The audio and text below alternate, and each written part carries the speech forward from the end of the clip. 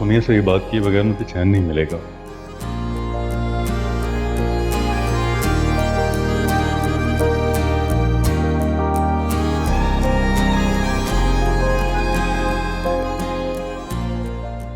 Sonia phone क्यों नहीं उठा रही हो?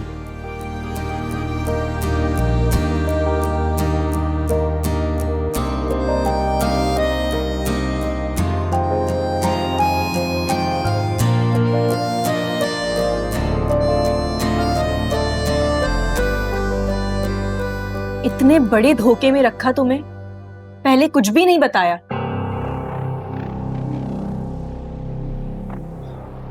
अच्छा तुम अब परेशान तो मत हो इस तरह। देखो मेरी बात सुनो, बड़े से बड़ी खतरनाक बीमारियों के ना इलाज निकल आए हैं अब, और ये दमा ये तो बहुत आम है। खुरम भाई बिल्कुल ठीक हो जाएंगे, तुम देखना। ऐसा बोलो ना, खुरम ने सख्ती से मना किया है कि उनके घर वालों के सामने कोई बात ना हो। क्या ये कैसी डिटाई है?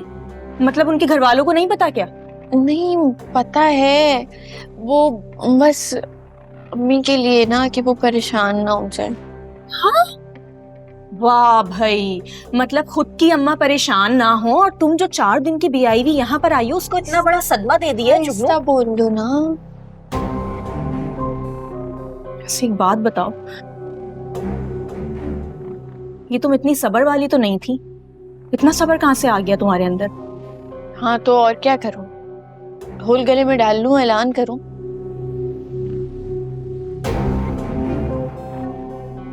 मेरी प्यारी अम्मी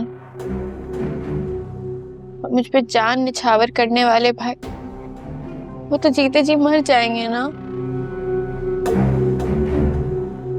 ये तो बिल्कुल ठीक कह रही हो तुम।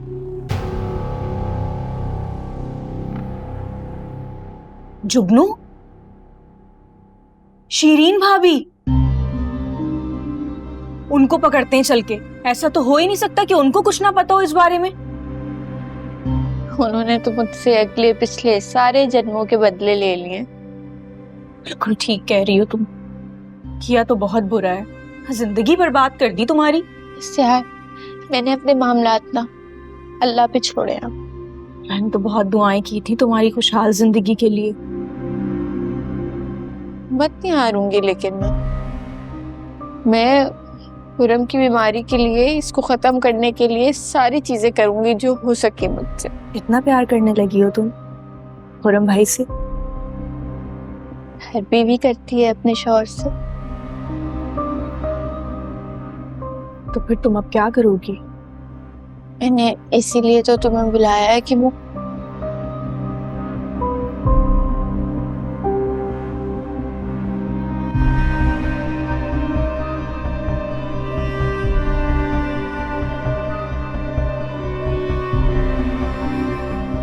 बहुत तेज है, शक्ल से ही लगती है।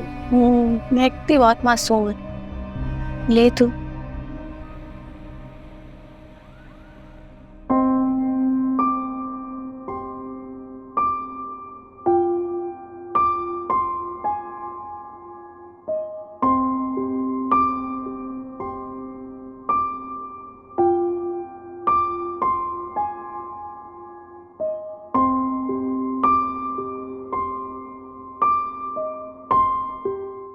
क्या है?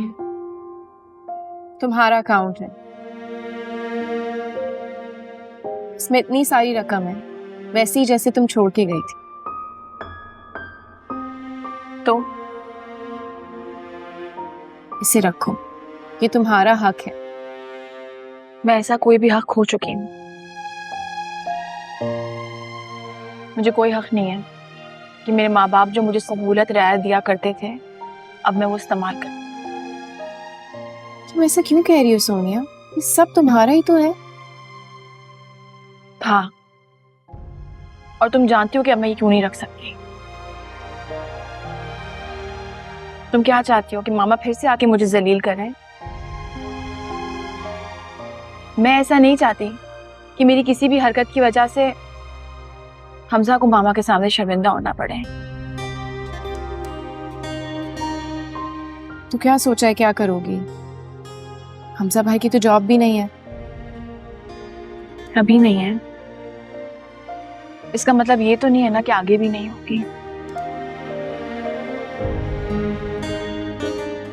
आलिया, मैं हमजा का साथ देना चाहती हूँ, हर मुश्किल में, हर तकलीफ में मैं उनके साथ खड़ी होना चाहती हूँ। Can't do this to him. बहुत अच्छी सोच है तुम्हारी। तुम्हारे लिए दुआ करूंगी। और रही बात मामा की, तो उनके बारे में बात नहीं करो, मुझे नहीं करनी। ठीक है, ओके। तुम फ्रेश हो जाओ, बहुत रोई हो वैसे भी तुम। आई गो यूज द रूम, आती हूँ।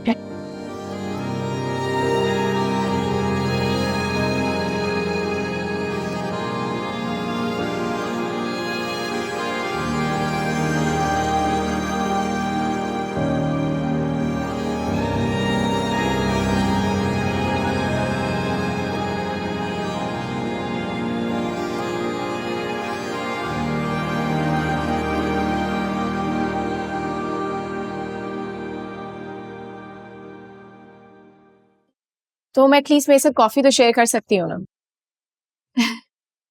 वेटर,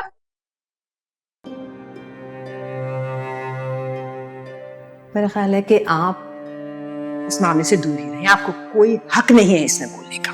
चुप रहे।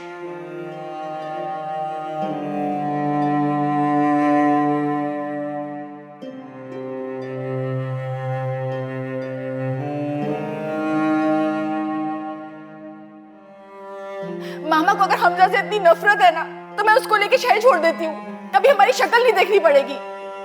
और अगर मैं मर जाऊं ना, तो इस महल में जश्न मनाइएगा, मेरी फिक्र मत कीजिएगा।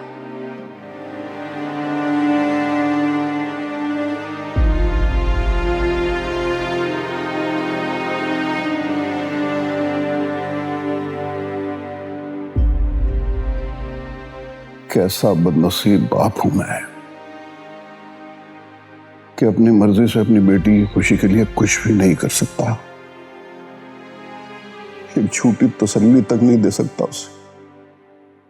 सारी जिंदगी इसी खौफ में गुजार दी कि बीवी की किसी बात को रद्द करूंगा तो कहीं मुझे अपनी जिंदगी से ही ना निकाल दे और मेरा सारा आराम और आसाइश मुझसे छिन जाए। लेकिन क्या फायदा इस आराम और सुकून का कि मैं अपनी बेटी की आंखों में आए हुए आंसू तक ना पहुंच सकूं।